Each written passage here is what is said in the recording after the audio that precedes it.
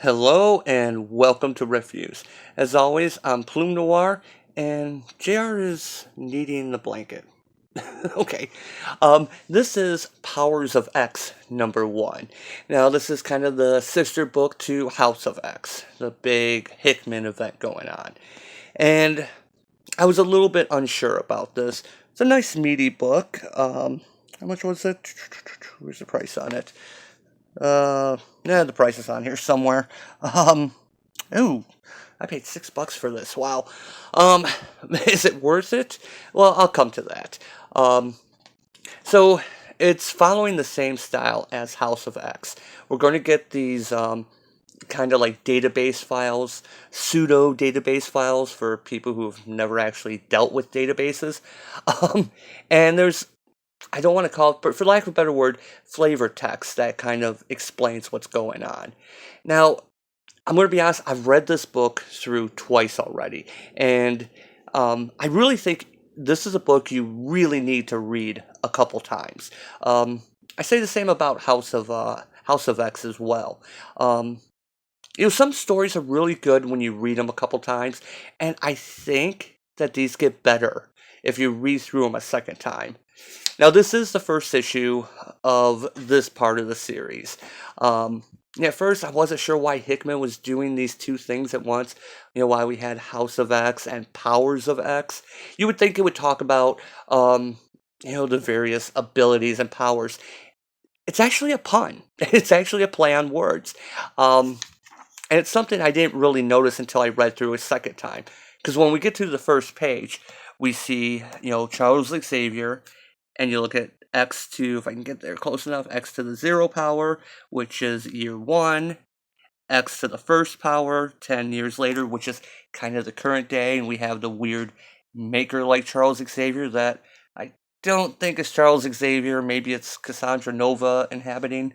Um, we get Nimrod here, which I'll come back to that, which is year 100, x to the second power, and then x to the third power, which is 1,000 years in the future.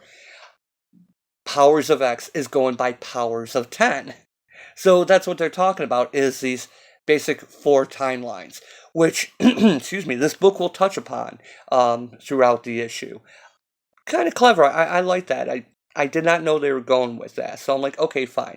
Powers of X makes sense now. We're going to look at these 4 timelines.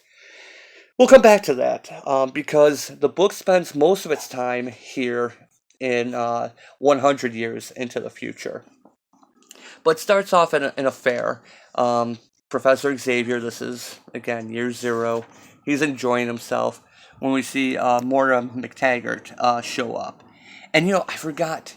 Yeah, I remember she was killed back during the legacy virus thing.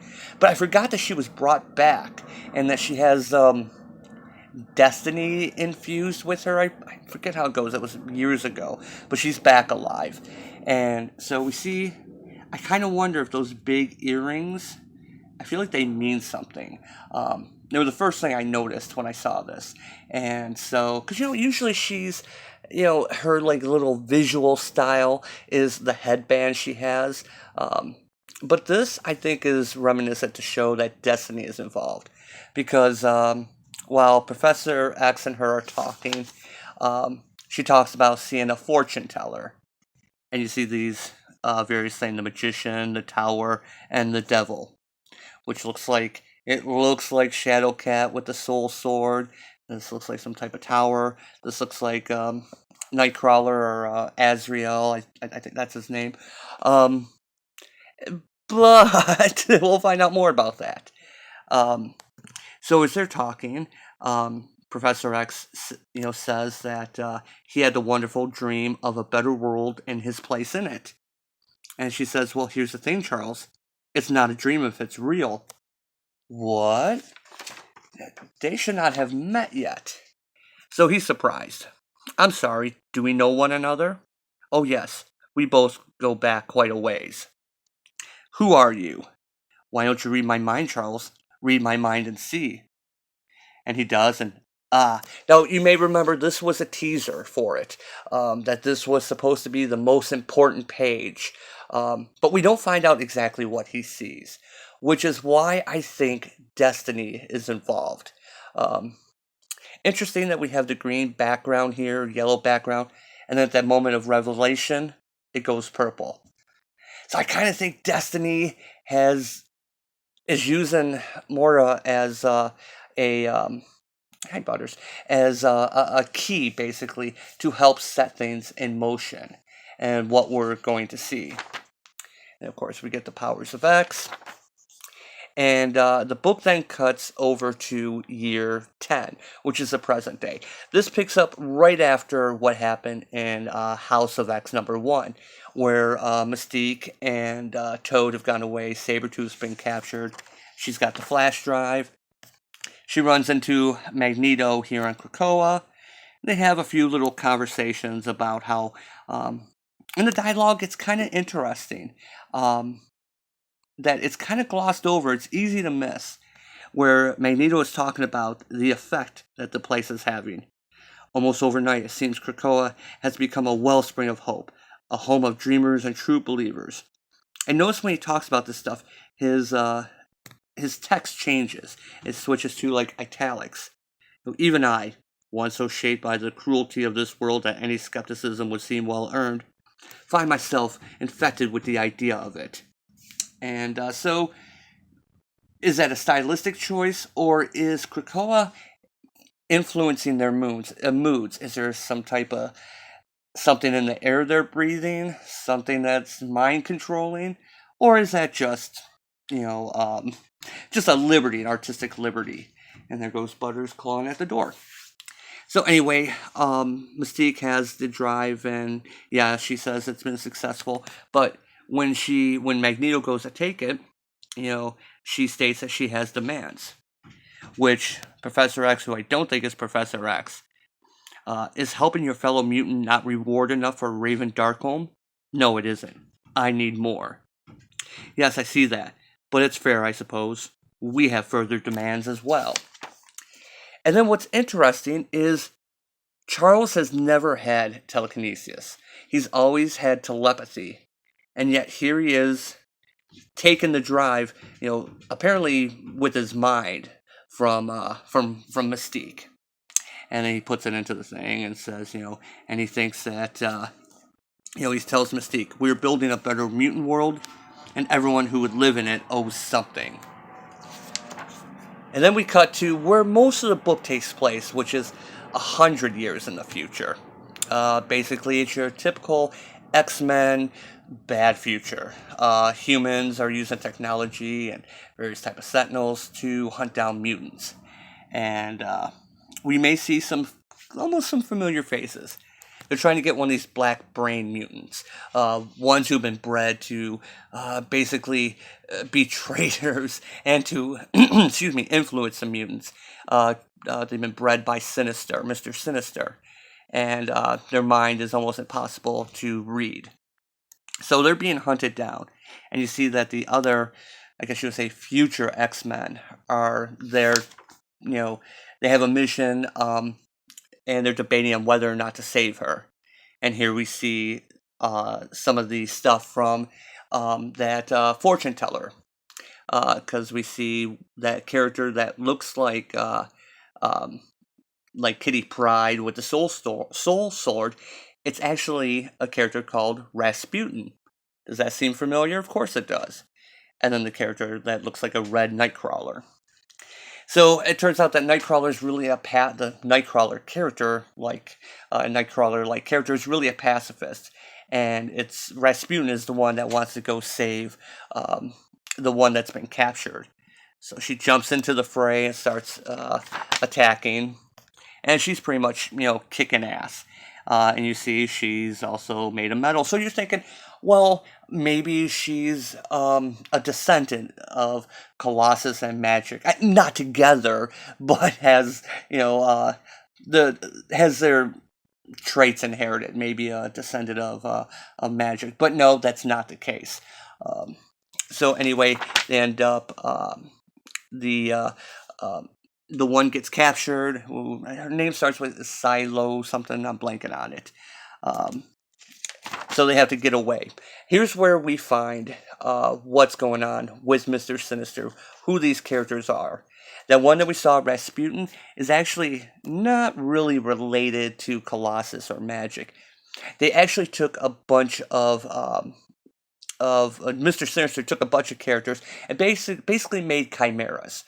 Took the powers and mixed them together. For example, that character Rasputin, excuse me, Rasputin is part Quentin Quire, part Rasputin here, which I assume is actually, Peter, because we see the metal skin.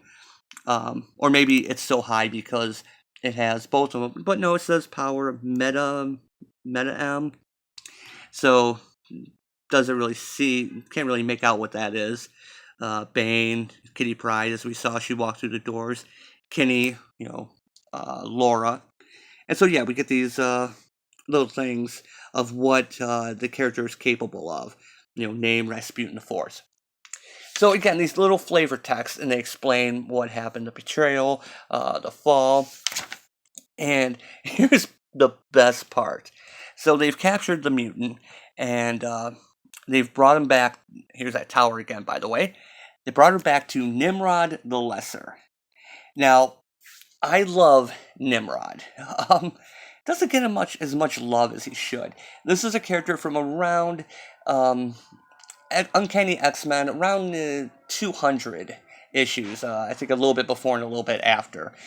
Basically, the ultimate Sentinel, not one of those 30-foot tall lumbering things. This was a smart, intelligent character that could do all kinds of stuff. Back then, he was actually a little bit overpowered, so I can see why they didn't bring him back much. So here he is 100 years in the future, and he is awesome. He is really funny. So they come bearing gifts, and they say how they have the one mutant. We are allies, equals of a kind, and you are always welcome. What do you need, Hunter? Earlier today, we believe as many as 4 mutants have penetrated the Nexus and accessed the mainframe. We do not know how they gained entry, And so, find out that this was a hound, and as you know, hounds were used to hunt down other mutants, which, as was said before, these characters were created to betray, but then they end up rebelling because betrayal was so built into them. Okay, you following? So I said you gotta read through this a couple times. So Nimrod says, a hound, I see. Give me your eyes, mutant. I want you to look at me when I say this. I am so sorry for what we did to you. Like, what? In fact, I'm embarrassed and ashamed at what we did in the name of both expediency and annihilation. We bred you not only to be a slave, but to betray your own people. How in a good and just world did higher functioning programs like ourselves ever believe that was a good idea? And speaking personally, I find it encouraging that your litter failed us so miserably. Bad ideas should die a bad death. I find hope in that, and you should too. And when, she kind of does her talk back comment here, if it takes 1,000 years, I swear we will endure and erase you from existence. He kind of claps. That's the spirit. I love it. So they need to get the information of what their mission was. And so they keep talking about this bath. And as this one says here, perhaps the AI is still young. What controls the bath? Still learning. Parsing the data comes without a clear window of recovery. You can learn what you need to tomorrow or decades from now when the information is useless. Are you sure? So, here's a great part. Nimrod's sitting back behind her, and you just read the body language. Please let me have it your way. And he's actually smiling, his eyes kind of closed, yes. He was the best part of this book. The touches in here, this robot sentinel has the most human reactions. I love it. So they end up putting the mutant into the jar, and it's basically it's going to put her in there. It's a death, but not quite. It's going to kind of break her down, make her more machine than human, as it tries to get all the information out. Not going to go much farther in here. Again, we got more of the flavor text explaining the world. Um, I don't want to go past this because there is a big reveal right after this. Um, the Nightcrawler Azrael-like character was planting a black seed of Krakoa, which, if you remember in the House of M, talked about this was areas. Did I say House of M? House of X. Was a black area of Krakoa where the consciousness did not exist. And so, yeah, as you see, as they're walking through the portal, they're walking upside down, but notice their clothes are not like falling up over. They both have these kind of loincloth things. So, gravity is a little bit skewed there, is what I guess they're showing. Their hair is not flying up. But when they get through the portal, they meet the rest of the resistance in the 100 years. And I don't want to go past that because, like I said, there's a big reveal after this. And then it goes 1,000 years into the future, where we find that here we have the mutants on the verge of, being annihilated. But 1,000 years in the future, the shoe's on the other foot. And so, yeah, this was a lot better than I thought it would be. When you're dealing with something that is completely supposed to be recreating a franchise and revitalizing it to get a bunch of new characters, it's like, okay, I don't want to know about them. I want to know about what's going on. And they still made it interesting. I love the fact we get Nimrod back, and it's a great Nimrod. And again, I'm not so sure, the characters we do see leading the resistance, back on, I don't even want to say where it's at because it'll give it away, but I'm not even sure if those are the real characters or if those are also Chimera. And, it's 100 years in the future. It's possible it could be, given some of the characters involved, but it's too early to say right now. Yeah, and this book, I enjoyed it. I read through it twice and found I liked it even more the second time around. Reading more into the nuance. I have to say, Jonathan Hickman, he's playing the long game. He's putting a lot into this, and I'm enjoying it. There's a lot of work that went into this, and you can tell. And I'm only hoping he can keep that going throughout the series, because if he can't, it'll fall apart. And that's a problem I sometimes have with Grant Morrison. His ideas are really fantastic, and then he kind of biffs the ending. This could be really, really good. I actually ended up liking this more than I liked House of M. Why do I keep calling it House of M? House of X. And again, yeah, the past couple pages we get more of these little things, which I guess are for the next two issues. House of X and Powers of X. Which, I kind of glanced at it. I thought about maybe I should take my hand at translating it. I'm guessing that these two bits here are like brackets, not actual alphanumeric characters. Because we have like 4 symbols in here, 3 in this one. So yeah, I thought about taking a shot at that, but then I realized I wasn't really that into it. I'm sure Reddit has already translated it all. So, but anyway, what would I give this? I'm going 12 o'clock with this. I'm going 12 o'clock. This is ambitious. And that, if I had to describe this in a word, ambitious. And I think it's hitting. I think it's hitting. I'm into it. I want to see where it's going. So, and that's what it's all about, is to keep me coming back. And she made pop my pee there. And I wonder if I really heard that one. Really just keep.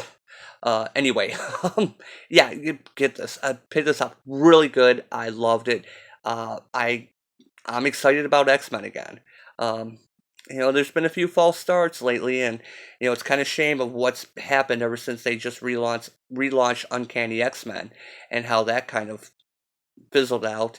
Especially knowing that this was on the horizon. But I want to see where Hickman's taking this. So again, 12 o'clock. Pick this up. And as always, thanks for watching, and I will see you next time.